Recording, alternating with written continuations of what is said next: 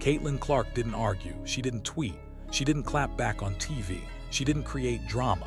Instead, she made one quiet decision that sent shockwaves through women's basketball. She turned down a deal worth over $1 million for just 8 weeks of play. For most athletes, that kind of money would be impossible to ignore. But for Clark, this wasn't about cash. It was about leverage. It was about control. And most importantly, it was about finally flipping the power dynamic that had followed her since she was a teenager. From the outside, it looked simple, a rookie saying no to an off-season league opportunity. But behind the scenes, this moment carried years of history, tension, and unfinished business. Because the offer didn't just come from a random organization. It was tied to the same powerful figure who once brushed her aside, questioned her hype, and minimized her impact when she was climbing toward the top of the sport. That's what made this decision hit different. It wasn't rejection, it was a statement. For decades, women's basketball operated under the same hierarchy. A small group of coaches, executives, and power brokers decided who mattered, who got the spotlight, and who was allowed to become the face of the game. Players were expected to follow the path laid out for them, fit into the system, earn approval, play the role. Caitlin Clark never fully accepted that model. She built her momentum differently, through performances, through fan connection, through attention she generated herself. And when the moment finally arrived where she could either step back into that old structure or walk away from it completely, she didn't hesitate. She chose independence over permission. She chose long-term control over short-term money. And that single decision quietly exposed something uncomfortable. The power had already shifted. It just took one move to make it obvious. What makes this story even crazier is that it didn't start in the WNBA. It didn't start with a contract offer. It started years earlier with a phone call that never happened, a recruiting moment that was brushed off, a door that was quietly closed. That moment planted the seed for everything that followed. Because this wasn't just about a deal being declined. It was about a system realizing too late that the player it once overlooked no longer needed them at all. And what happened next would completely reshape how women's basketball sees influence, control, and who really runs the game now. Long before Caitlin Clark was selling out arenas and breaking viewership records, she was just another elite high school prospect chasing the biggest dream in women's basketball. For most players at her level, that dream had one destination: UConn, the dynasty, the factory of legends, the program that turned recruits into icons. Clark wanted that call. She waited for it, and it never came. Reports later revealed that the contact was minimal. No personal outreach, no serious push, no direct conversation. Instead, there was silence. And when the explanation finally surfaced, it sounded simple on the surface. Another star guard was already committed. The roster was full. But then came the part that stuck. The suggestion that if Clark really wanted UConn, she should have been the one to call. That wasn't just a recruiting miss. That was a message. It told a teenage phenom that she wasn't a priority, that she didn't fit the mold, that the gatekeepers of the sport didn't see what was standing right in front of them. Most players would have taken that personally. Some would have forced the issue. Others would have tried to prove themselves louder. Clark did something different. She remembered it, quietly. She chose Iowa, not a powerhouse, not a dynasty, not a brand-name destination. But what Iowa gave her was something far more dangerous for the old guard: control, freedom, a green light to become exactly who she was without being reshaped into someone else's system. That decision changed everything. Because while the traditional power program stayed comfortable, Clark started building momentum in a place nobody expected. Shot by shot, game by game, clip by clip, her range turned into a signature. Her confidence turned into a brand. And suddenly, the player who was a priority became the center of the sport's attention. Crowds grew, ratings jumped, social media exploded. What started as a quiet recruiting snub slowly turned into the biggest misread in women's basketball history. And that was just the beginning. Because once Caitlin Clark forced the spotlight onto herself, the same people who overlooked her were suddenly forced to react. And not all of them handled that shift very well. Once Caitlin Clark took over at Iowa, the sport started changing in real time. What used to be regional hype turned into a national obsession. Road games felt like neutral site events. Arenas sold out days in advance. Networks rearranged broadcast schedules just to feature her. This wasn't normal growth. This was a takeover. Clark wasn't just scoring. She was shifting attention. Deep logo threes became must-watch moments. Her swagger pulled in casual fans who had never watched women's basketball before. Kids showed up wearing her jersey. Social media turned her highlights into viral loops. And suddenly, the power centers of the sport realized something uncomfortable. They didn't control this anymore. For decades, influence in women's basketball flowed through a few programs and a few voices. They decided which players mattered, which stories got told, which legacies were protected. Clark disrupted that pipeline. She didn't come from the usual factory. She didn't follow the traditional script, and that made her rise even louder. Instead of embracing it, some of the old guard tried to minimize it. They framed her dominance as just another hot streak. They compared her to past stars to make her feel less unique. They suggested the hype was manufactured, but the numbers didn't lie. TV ratings climbed, ticket demand exploded, merchandise sales followed. This wasn't smoke and mirrors, it was real momentum, and it kept building. The more Clark elevated the sport, the harder it became to ignore that she was doing it without permission, without endorsement from the traditional gatekeepers, without validation from the dynasty programs that once defined success. And that's where tension started to form. Because when someone changes the flow of power, people who used to sit comfortably at the top don't always celebrate it. They feel threatened by it. They feel exposed by it.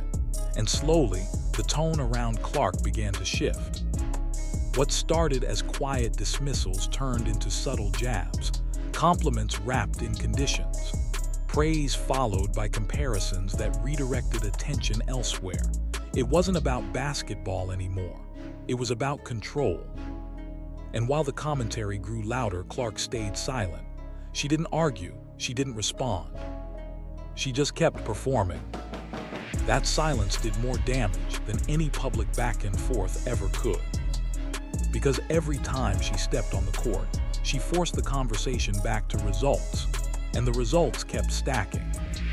But the real breaking point didn't come during her college run. It came when she entered the WNBA and proved that the momentum wasn't slowing down.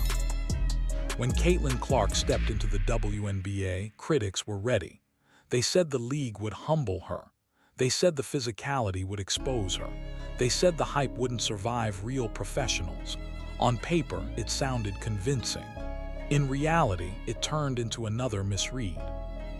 Yes, the transition wasn't smooth. It never is. Defenses targeted her early. Veterans tested her toughness. Every possession felt heavier. But instead of shrinking, Clark adjusted. She absorbed contact. She tightened her handle. She learned the speed of the game fast. And slowly, the same pattern started forming again. Crowds followed her. Road arenas filled up. Ticket prices jumped. Broadcast numbers spiked whenever she played. Even teams that weren't winning suddenly had packed stands when Clark came to town. That wasn't coincidence. That was impact. And that's what made this moment different. Because while analysts argued about shooting percentages and turnovers, the business side of the league was watching something far more important. Attention was moving. Money was moving. New fans were entering the ecosystem. Clark wasn't just playing basketball. She was shifting gravity. That's when the tone changed again. Some voices stopped critiquing her game and started critiquing the people supporting her. Fans were called unrealistic. The excitement was labeled disrespectful to veterans. The belief in her ceiling was mocked. It wasn't subtle anymore. The frustration was leaking through. But here's the twist. While critics complained, Clark kept stacking milestones. Rookie of the Year, All WNBA First Team, and when MVP voting came out, she landed exactly where supporters predicted, top 4, as a rookie. That moment hit different, because the same people who said her fans did understand basketball suddenly looked disconnected from reality. The results didn't match the narrative anymore. The credibility gap widened, and Clark still didn't respond. No interviews, no clapbacks, no social media wars. Just basketball. That restraint made everything louder. Because when someone keeps winning without feeding the drama, it forces the spotlight onto the people doing the talking. And suddenly, the criticism didn't look confident anymore. It looked defensive. That's when the power dynamic fully shifted. The gatekeepers weren't controlling the conversation anymore. The audience was, the fans were, the numbers were. And behind the scenes, that shift triggered something else entirely. Because once it became clear that Clark didn't need validation, a certain group of decision makers realized they needed her. And that's where the $1 million offer entered the picture. Once the numbers started rolling in, the mood changed fast. The same people who downplayed Caitlin Clark's impact suddenly wanted her attached to their projects. Attention creates opportunity, and opportunity creates urgency. That's when reports surfaced about the unrivaled league stepping in. On paper, it sounded massive. Over $1 million, just 8 weeks of play. One of the richest short-term deals ever offered in women's basketball. To most players, that's automatic yes money, life-changing cash, no hesitation. But this offer wasn't just business.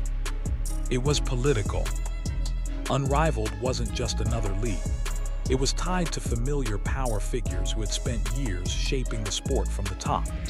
The same ecosystem that once ignored Clark now needed her face, her audience, and her momentum to legitimize a brand new venture. Because here's the uncomfortable truth. Without Caitlin Clark, the league didn't have a centerpiece. They had names, they had funding, they had ambition. What they didn't have was gravity. The one player capable of pulling millions of casual fans into a new product overnight. And that made Clark's phone ring. This wasn't a random offer. It was a calculated move. Attach the hottest star to the project and everything changes. Media attention follows. Sponsorships follow. Ticket demand follows. The entire league gets instant credibility. But Clark saw something different. She didn't see opportunity, she saw leverage. She saw the same people who once minimized her now trying to benefit from her rise. The same voices that questioned her impact suddenly wanting her to carry their vision. And instead of rushing to sign, she paused. That pause mattered. Because for the first time the power flipped. They weren't choosing her, she was choosing them. And that's when she made the decision nobody expected. She said no. No press tour, no dramatic statement, no explanation tour, just a clean rejection. And that single word hit harder than any argument ever could. Because it exposed the truth. They needed her far more than she needed them. The $1 million check wasn't strength, it was desperation. It was an admission that the sport's momentum was no longer controlled by old structures. It lived with the players now, with the fans, with the new audience Clark brought in. And once she walked away, everything shifted again. Because rejecting money is loud. Rejecting power is even louder. And that move sent a message the entire industry heard. But what happened next wasn't just about business. It was about what that rejection represented for the future of women's basketball. After Caitlin Clark turned down the deal, something strange happened. There was no victory lap, no interviews breaking down her decision, no social media post explaining her mindset. She didn't try to control the narrative. She let the moment breathe. And that silence did more damage than any headline ever could. Because while executives scrambled to spin the story, fans immediately understood what just happened. This wasn't about money. This wasn't about schedule conflicts. This was about independence. For the first time in women's basketball history, a player with this much leverage chose freedom over fast cash. That changed the equation. Suddenly, conversations shifted. Instead of asking why Clark didn't take the deal, people started asking why the deal existed in the first place. Why did a brand new league need her so badly? Why was so much pressure placed on one athlete to carry an entire project? The answer was uncomfortable. Because Caitlin Clark had become the engine of the sport's momentum. Ticket sales, TV ratings, social media engagement, youth participation, all of it surged when she entered the spotlight. That wasn't marketing, that was cultural pull. And by stepping away quietly, she forced everyone to acknowledge it. Inside boardrooms, the tone reportedly shifted fast. Investors wanted clarity. Partners wanted reassurance. Media outlets began questioning the long-term stability of projects that depended so heavily on one missing name. That's when the reality set in. Clark didn't just decline an offer. She removed a safety net. Without her attached, Unrivaled no longer had a guaranteed launch boost. They lost the automatic headlines. They lost the casual fans who might have tuned in just to watch her. They lost the shortcut. And all of that happened without her saying a single word. That's power. Not shouting, not posturing, not public feuds. Just stepping aside and letting the impact speak. Meanwhile, Clark kept doing what she's always done. Training, preparing, competing. No distractions, no public back and forth, just forward motion. And that contrast mattered. Because while others were scrambling to react, she stayed focused on the one thing that built her influence in the first place. Performance. But here, where the story gets even deeper. Because this wasn't just a personal win. It signaled something much bigger about where control in women's basketball is headed next. What Caitlin Clark did didn't just affect one league.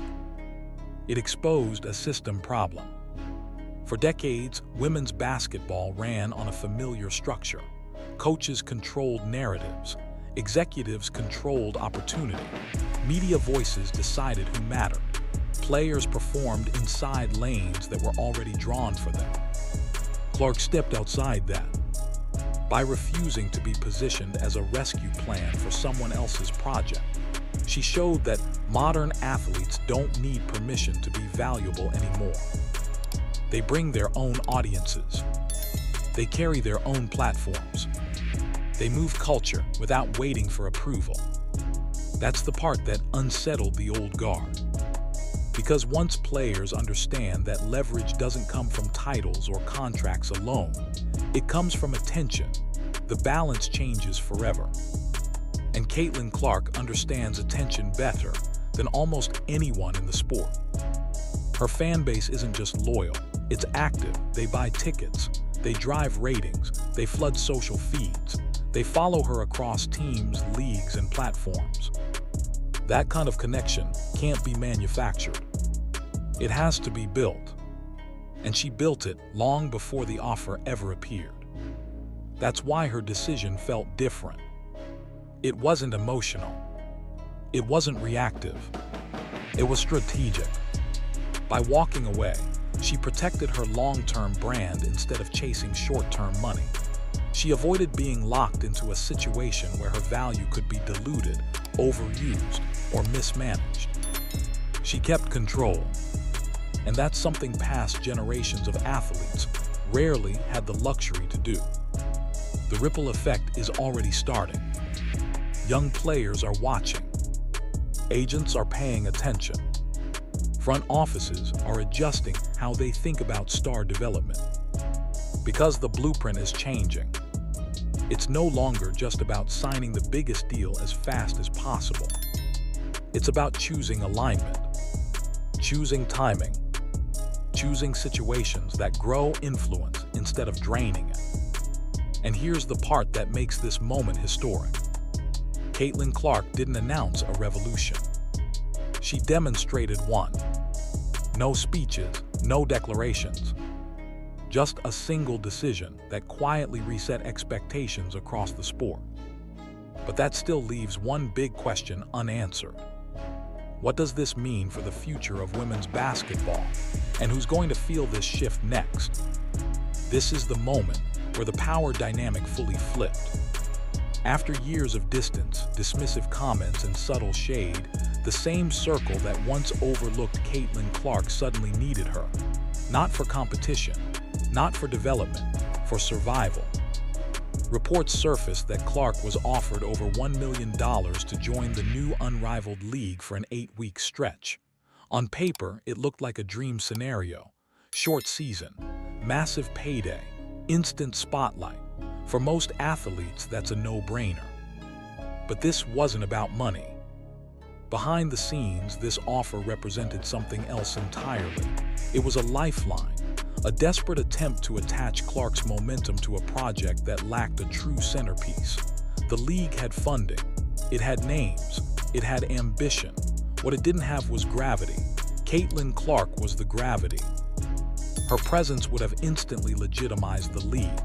Ticket sales, media attention, sponsorship interest, streaming numbers, everything would have surged overnight.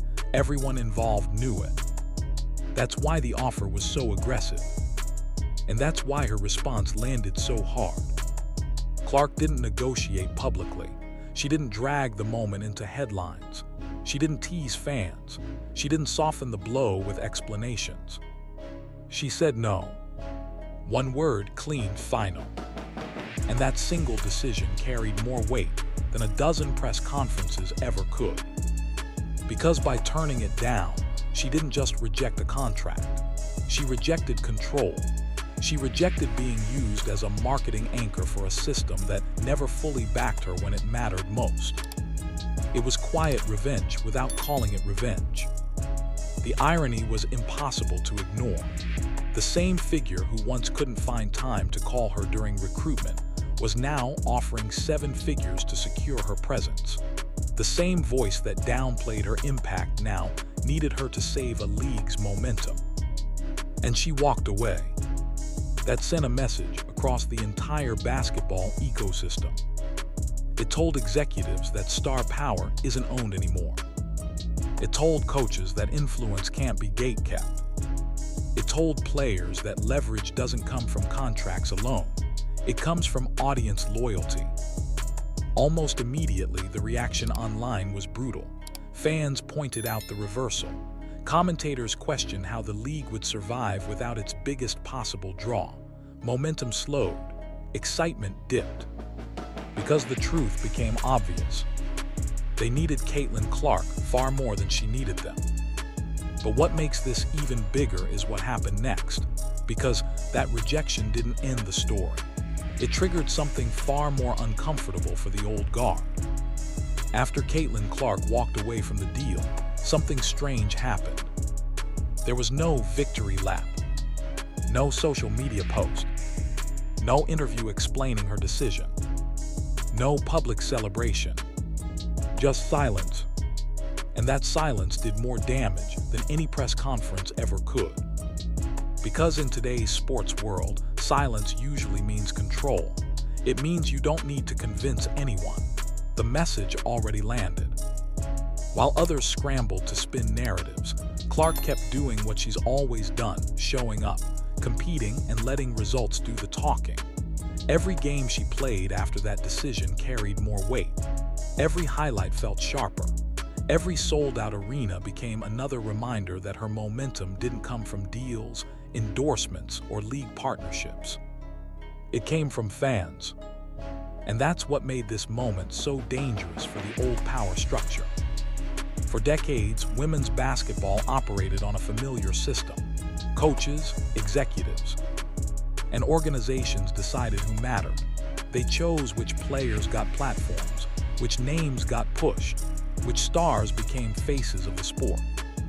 Clark flipped that model. She didn't wait for institutional approval.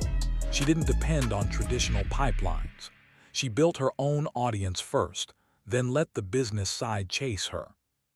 That's a terrifying shift if you're used to controlling the spotlight.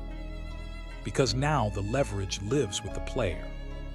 Every time Clark steps on the court, networks benefit, sponsors benefit, arenas benefit, social platforms benefit, and none of that requires her to attach herself to someone else's vision.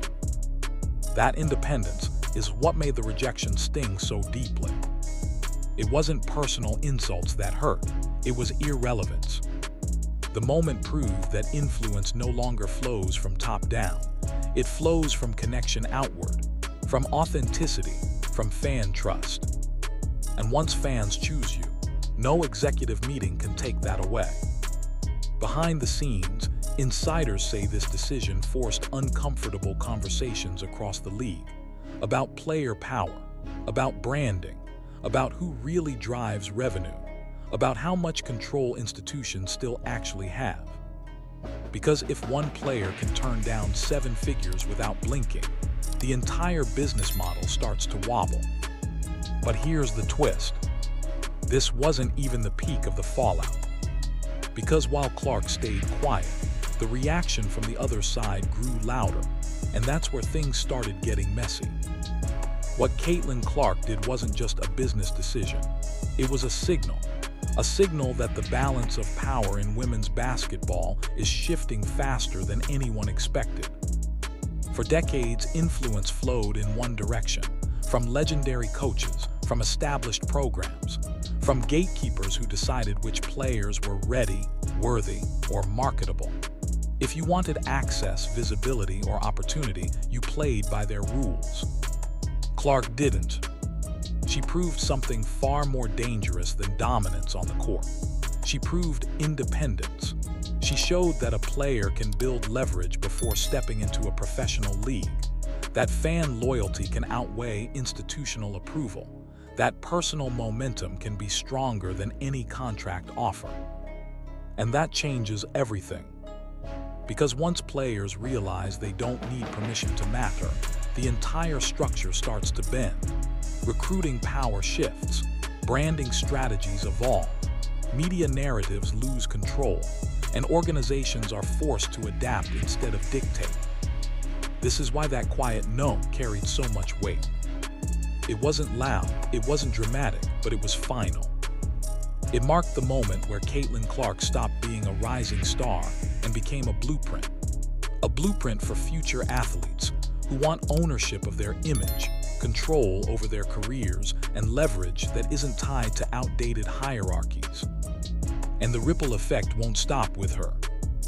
Young players are watching, agents are watching, sponsors are watching, even executives who won't say it publicly are paying attention behind closed doors. Because if one rookie-level superstar can turn down 7 figures without losing momentum, the old formulas no longer work. That's the real story here. Not revenge, not drama, not personal grudges. It's evolution. The game isn't just changing on the court. It's changing in boardrooms, locker rooms, and negotiation tables. And Caitlin Clark didn't announce that shift with a speech. She announced it with silence. And sometimes, silence is the loudest power move of all.